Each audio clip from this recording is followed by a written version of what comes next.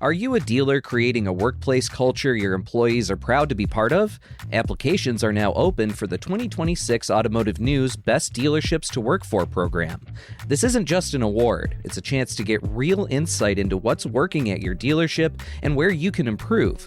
And we've expanded the categories this year, recognizing everything from technician experience and leadership development to AI enablement and employee retention. The registration deadline is April 17th. Find out more and apply at autonews.com. Experience more profitable end-to-end inventory management, pricing precision with real shopper data, efficient sourcing aligned to your strategy, AI-powered vehicle descriptions that save time and drive engagement. Experience more with vAuto by Cox Automotive. Welcome to this weekend drive edition of Daily Drive for the second week in April 2026. I'm Kellen Walker in Las Vegas. We're breaking down some of the biggest stories in the auto industry from the past week and looking forward to what's in store in the days ahead. We'll talk about Kia jumping into the pickup segment, new vehicle inventories hitting their lowest point in months, Buick planning a new sedan, and whether that could signal a broader comeback for sedans in the U.S. market.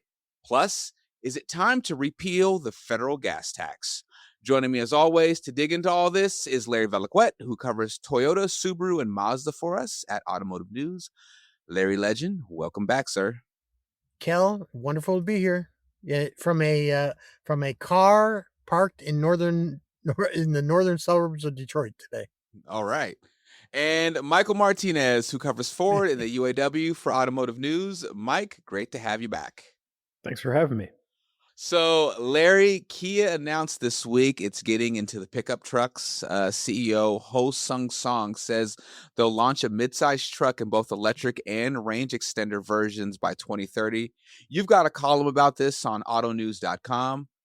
You talk about whether this can pass the Calvin test, something you've mentioned here on the show before. Remind us, what's the Calvin test? So the Calvin test is if you look at trucks, at the back window of many trucks, you'll see a photo of my hero, Calvin, from Calvin and Hobbes, usually relieving himself on a logo of a competing brand, right? This is how you arrive in the realm of pickup trucks when your brand is on either end of that stream, right? That's how you know you've arrived. Right now, I could only find one Calvin Kia sticker anywhere in the world. It was in France. It has nothing to do with trucks. It was a way to explain that they are just not a player right now. They want to be, and they have very ambitious goals, and I wish them tremendous luck because they're going to need it.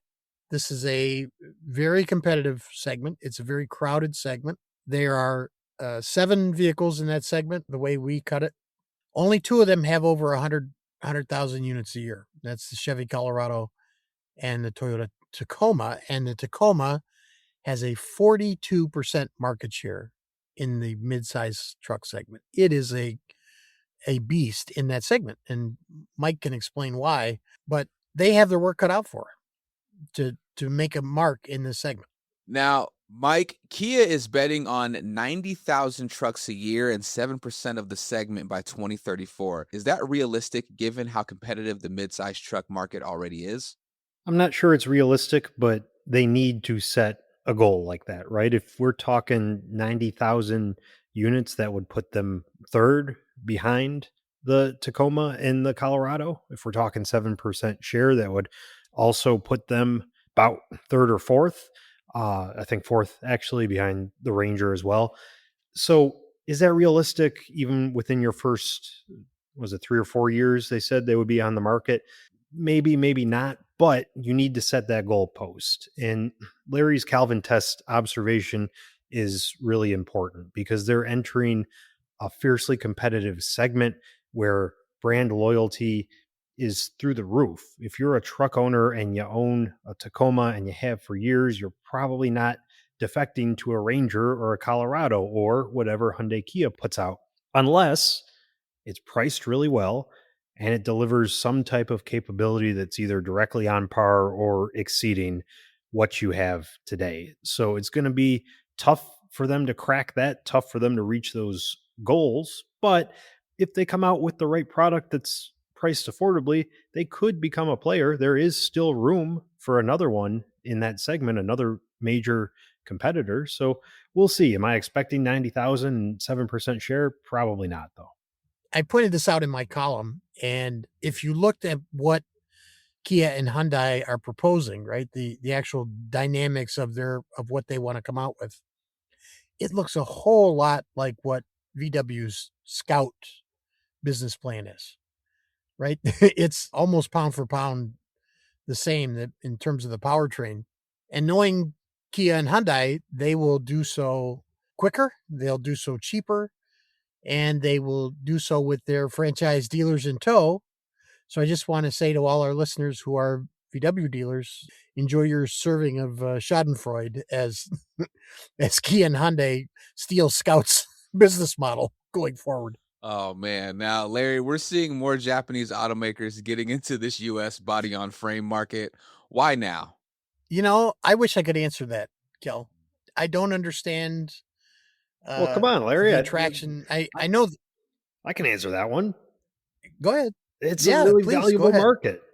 Americans want pickups. They have for years. They were making money for the automakers that sell them hand over fist. So, of course, you want a slice of that pie. Is it the right move? I don't know. Can they find their niche in terms of brand loyalty? I don't know, but of course they would want in now.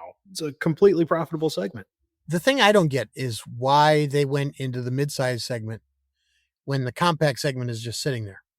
And that is where Hyundai and Kia excel. The only vehicle there right now is the Maverick, the only one that has any relevant volume. And there's demand. And if they built a body on frame pickup that had capability that was a compact, there's money to be made there. I just think what they showed, especially what they showed in New York, is just too big. All right. Well, let's shift to inventory. Larry, you reported this week that new vehicle inventories dropped to 2.98 million units and days supply fell sharply. What's driving that decline? So the decline actually wasn't a whole lot. We've been bouncing right around 3 million units up and down for the better part of a year now. What's really remarkable is that we've stayed right there despite every automaker trying to push inventory onto dealers.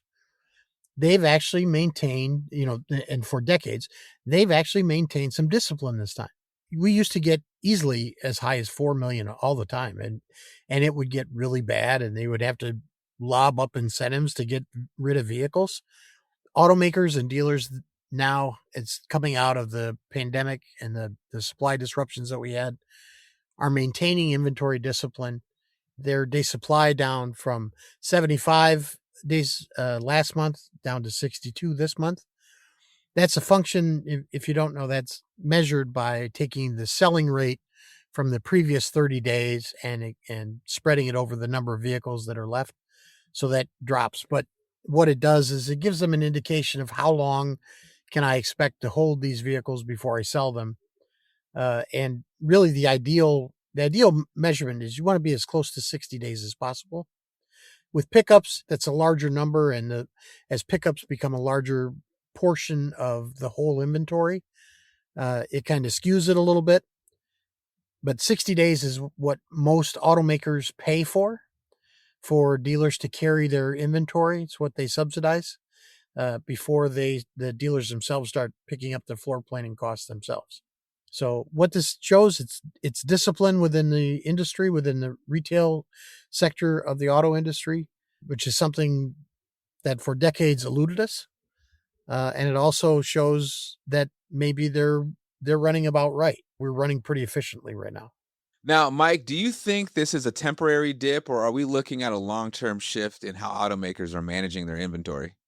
Yeah, Larry spoke to it in terms of discipline. I don't know if that discipline can last because we've seen historically it hasn't, even though they have tried to set those benchmarks for themselves. And when you have major events that reset inventory, like we did a few years ago with the chip shortage, they vowed up and down to keep it at relatively lean levels, but it did creep up again. And now maybe it's falling a bit. I'm not sure if it's sustainable just in terms of the market right now because there's so much happening, whether it's the supply chain disruptions from the closure of the Strait of Hormuz or the rise in gas prices, whatever may be affecting the industry.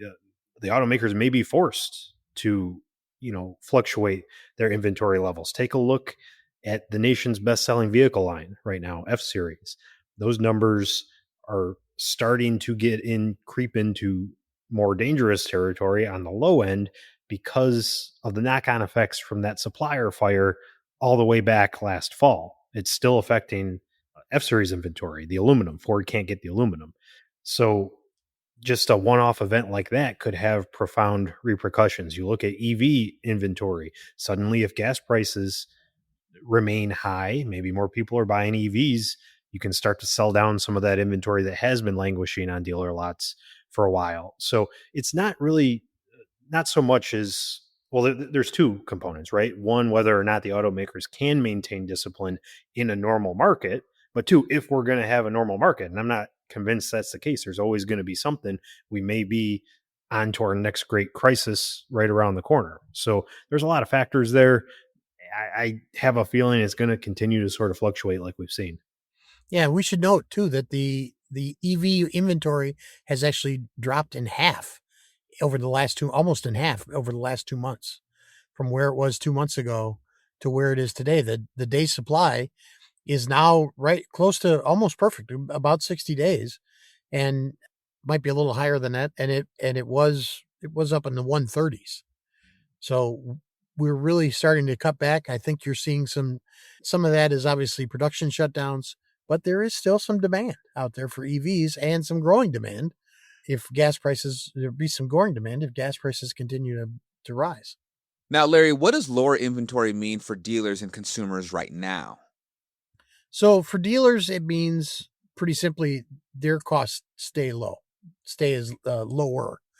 They pay what's called floor planning on their inventory. A lot of consumers don't realize this. When a dealer buys a car from a manufacturer, they start paying for it the moment it drives through the factory door. That's when the clock starts running. They keep paying interest on that car until they sell it. So automakers, they subsidize those first days that allow the car to get to the dealer to where it can be retailed. But the pressure is really on them, on the franchise dealers, to then move that car. And if they do so within the period that they subsidize, then they make money on that. If they don't, then they start losing money on a daily basis the longer that new vehicle sits on their lot. So the lower inventory you have, the more profitable you are as a dealer, because presumably you have continued demand, you have lower supply than what you have demand, and you can keep pricing discipline. For consumers, higher inventories mean generally better deals because dealers want to get rid of vehicles. Automakers incentivize vehicles if they're sitting and not selling. It's kind of a double-edged sword. Gotcha. Good stuff, guys. Coming up after the break, Buick is planning a new sedan. We'll dig into whether that could signal a broader comeback for the sedan segment in the U.S. market. That's next on Weekend Drive. The NTSB is digging deeper into fatal crashes involving Ford's Blue Crews. On this week's episode of the Automotive News Shift podcast, I'm joined by Kristen Poland, Deputy Director of the NTSB's Office of Highway Safety. When a crash does occur, what's our awareness of these types of systems? Because we're seeing those differences across the manufacturers. We talk about why the agency is investigating the 2024 Blue Crews crashes, including what's different about regulating hands-free Level 2 and how camera-based driver monitoring was inadequate in these cases. I'm Molly Boygon. Join me on Shift, available this Sunday, wherever you get your podcasts. Running a dealership today isn't just about finding the right cars. It's about finding the right cars consistently, efficiently, and at the right price, while the market keeps shifting around you. Inventory management has become more complex. Vehicles come from more sources, margins are tighter, and every buying decision carries more risk than it used to. Yet, too often, inventory decisions are still made with fragmented data, disconnected tools, and limited visibility into what's actually working. The most successful dealerships are approaching inventory differently. They're managing it as a system, not a series of one-off decisions. They're looking at market data, demand signals, pricing, and acquisition opportunities together, so every move is more informed and more intentional. When inventory is managed end-to-end, teams spend less time reacting and more time acting. They can see what's selling, what's stalling, and where the next opportunity is coming from. That clarity helps reduce aging, improve turn, and protect profitability. The right vehicles are out there. The difference is having a smarter, more connected way to find them, price them, and move them. Learn how dealerships are rethinking inventory management with vAuto and what a more confident, data-driven approach can do for your business. Welcome back to Weekend Drive. I'm Kellen Walker with Larry Bellaquette and Michael Martinez. All right, guys, so let's talk about sedans. Now, Mike, General Motors is bringing a sedan back to Buick's North American lineup for the first time since 2020. Now, U.S. automakers have been abandoning sedans for years. Why would GM jump back into that segment now? Well, because it was a stupid decision to get out of it in the first Preach. place. And I'm not just talking about GM. I'm talking about GM, Say it Ford. louder for the people in the back, Mike. I didn't mean to interrupt. Continue. Yes. Yeah. Exactly. Yeah, I'm not just singling GM out here. I'm talking about GM and Ford and the others that abandoned the segment, because you look, there is still plenty of consumer demand. You look at the foreign automakers who never left, who have continued to see strong sales in that market. People want trunks. They want lockable storage. They want those more affordable models, the lower riding profile. Not everybody wants to drive a tank. But in all fairness to those companies, you do have to look at why they got out of that segment. Their argument is that they simply weren't making money on those vehicles. They were unprofitable, even at the volumes they were selling them at. And you look at a company like Ford, you essentially swapped a Focus for a Bronco and a Ranger in that plant in Wayne, Michigan. You swapped Fiesta for Mustang Mach-E, which ultimately wasn't a great move because that, as an EV, remained unprofitable for them. But the idea was you're putting in more profitable models. Even with the Ford Fusion, you got rid of that at Flat Rock. You're making more Mustangs. Mustangs you can make money on with the special editions, all the accessories. Same is true with the GM brands. They just weren't popular. So why are they looking at it now? One, continued consumer demand. Two, they might be able to turn a profit now, especially if they're making them on a shared EV platform. Again, look at Ford. It's a matter of when, not if, they bring back sedans. Jim Farley's been hinting at this almost every chance he gets in interviews and podcasts for months. He said on the floor of the Detroit Auto Show, Ford would really consider bringing one back if they could be built profitably. They're about to launch a UEV platform that can underpin multiple models. They've shown dealers renderings of sedan silhouettes on that UEV platform. Now, that was just an exercise to show what could be possible, the breadth of that platform, but it really seems like that's in the cards for them. Seems like this is the case with Buick too. You're sharing components, you're sharing platforms. They can finally make money at it. They know customers still want it. Might as well bring them back. Larry, talk about how CAFE standards pushed this retreat in the first place. And now that CAFE is kneecapped, how does this affect the trend? So, back in the day, about a decade ago, the Detroit 3 automakers especially pulled out of sedans because it makes very little sense. But the way that the CAFE regulations were designed, you basically paid a penalty for having sedans in your lineup. Trucks were given this very broad swath to show improved fuel economy. But because sedans were already so efficient, you paid a penalty if you had them. And Toyota and Honda, they were willing to pay that penalty because they had dominant sedans in that segment. Detroit pulled out, and I was covering Chrysler at the time, or pardon me, Fiat Chrysler / Stellantis, whatever you want to call it. Back then it was FCA. They pulled out in 2015 because they couldn't make money at them. They were getting penalized in CAFE, and they were losing money because they couldn't beat the Japanese and now the Koreans at the game, they couldn't produce a quality product that you could sell competitively in those segments. Now, I cover Toyota, and I got to tell you that I don't know if you've been in a Camry lately. A Camry's it's 50 miles a gallon. It's roomy. There's a gentleman in DC, Brian Armistead, who I drive with occasionally. Brian is 6'7", and he and I drive in this thing and fit wonderfully, right? Neither one of us are uncomfortable. It is a really nice package, and it's relatively affordable. They are actually exporting them back to Japan now because how nice this package is. It's a large car in Japan, just a note, not a mid-sized word is here. I think that you're seeing the Detroit automakers come back in because that cafe penalty is gone, and because, frankly, sedans are an entry point for young consumers because they're more affordable generally. They're an entry point to the brand, and what Toyota's strategy has been for 60 years is, hey, bring them in young, and then you have a smaller chance to lose them if you keep satisfying your customers with vehicles that they can afford and drive for a while. So they walk them through the product lineup, as somebody comes in. They don't make very much money at all on the Corolla, but they sell every one that they make.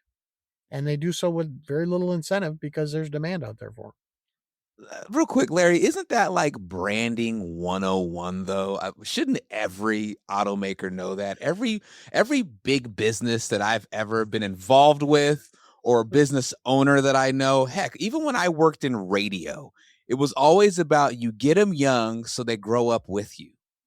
Yeah, but you got to go back to when this was occurring, right? This was in 15, 16, 17.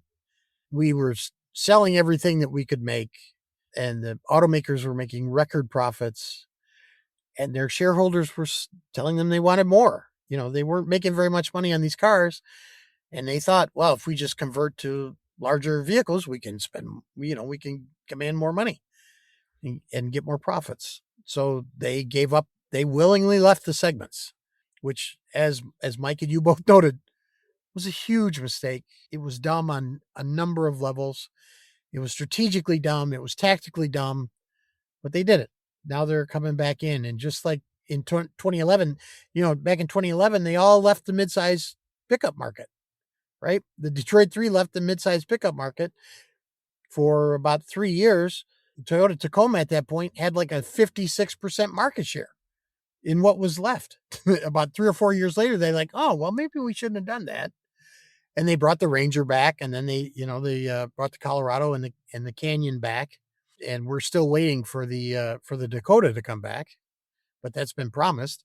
It's short-term thinking versus long-term thinking. That's what I was about. That's exactly what I was about to say. I was like, I've learned like this is the industry where no one cares about the long game unless you're Japanese or Korean. Very interesting. They're playing entirely different games for different people. Yeah. All right. Well, if any automakers are listening to this, watching this, please bring back sedans and wagons. Millennials, we love those. We will spend the money on the sedans and the wagons. All right. Now, before we end off, Mike, the Alliance for Automotive Innovation is calling for the repeal of the federal gas tax. Now, we heard from Alliance CEO John Bozella on Monday's Daily Drive about the gas price spike. What's your reaction to that suggestion that it's time to get rid of the gas tax? It's certainly a sign of the times that this is being proposed, right? And in theory, if it was done, it could bring some pretty immediate relief to a current present day problem, which is high gas prices, $4 a gallon gas. I think what we're talking about here is around 18 cents per gallon, if I'm correct, in terms of the gas tax right now. So that could be some pretty big savings if you have one of these full-size or mid-size trucks we've been talking about and you commute to work and have to fill up regularly. But it's an idea that's been proposed a lot in the past. Obviously, the devil's in the details of what your solution would be, because if you're Washington, you're not going to get rid of something that generates significant revenue at a time when the deficit continues to grow. John suggested a really great idea in terms of a registration fee of some sort that would replace it and even more than make up for the funds it produces.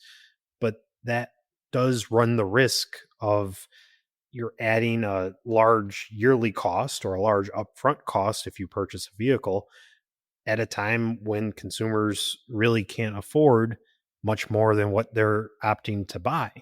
So I don't know what the solution is, but you would have to really think long and hard about how you would make up that revenue and whether or not it would hurt customers on the front end, because affordability remains one of the key issues of our times. And adding, I don't know what a yearly registration fee would be, or a upfront cost when you purchase the vehicle. I don't know what that would be, but if it's in the hundreds of dollars, even thousands, whatever that might be, could be detrimental and could really impact what a lot of buyers can or can't afford. Larry, what would a gas tax repeal mean for the industry? And do you see any chance of this actually happening? No, I don't. I think it's dumb, and it's dumb because you're talking about 18 cents a gallon. And if anybody's watched gas prices, you think that 18 cents a gallon means anything to anybody? I mean, just on my drive today, I had to drive about an hour and 20 minutes to have a meeting earlier before the show today. And when I left, the gas price that I saw was still, I think the lowest one I saw on the way up was $3.88, and I just passed one that was $4.11, right? Just in that space. Now, take 18 cents off of both of those. Is that going to matter? Hell no, it's not going to matter. It's going to get absorbed by the market, and you're going to lose all that revenue, or you want to put it on. Let's talk about where the gas tax revenue goes. It goes to fund the Department of Transportation, and it goes to highway improvements. If you defund that, you either got to make up that revenue somewhere, or you got to figure out how we're just going to drive in pothole-filled highways for the rest of our lives and pay for suspensions and tires and everything else that comes from not taking care of your roads. I don't understand the thinking of this. I know it seems attractive, especially when you have an administration that started a war that resulted in higher gas prices and consumers are hurting because of it. That gas tax is not going to make a lick of difference. And I don't see it happening. I don't think it was a smart suggestion anyway. Well, Larry, I would say that not all of us drive fuel efficient Mavericks like yourself. So again, if you have a pretty big tank, why not? Fair. But if you have a pretty big tank and you're filling it up multiple times a week, even 18 cents could make a difference.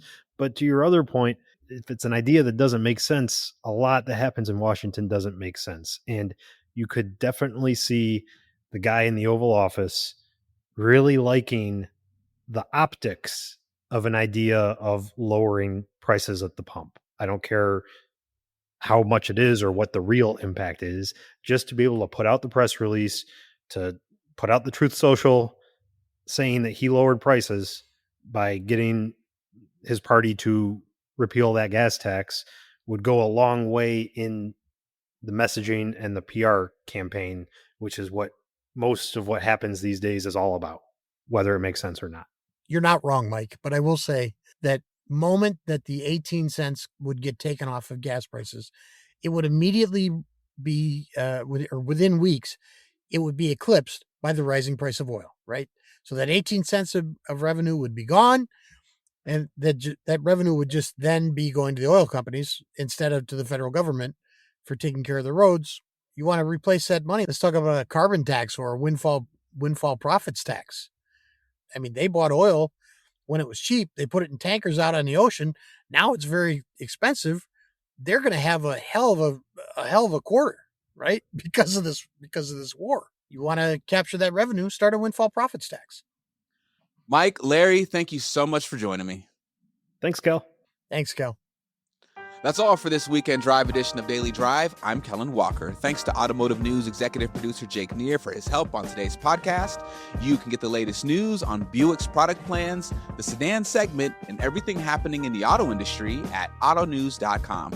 Come back on Monday for a conversation with Kristen Poland, Deputy Director of the NTSB's Office of Highway Safety, about why the agency is investigating the 2024 Blue Cruise crashes. These two crashes were involving Ford Blue Cruise, but also hands-free aspect. So that was new to us, where it's an L2 system operating hands-free.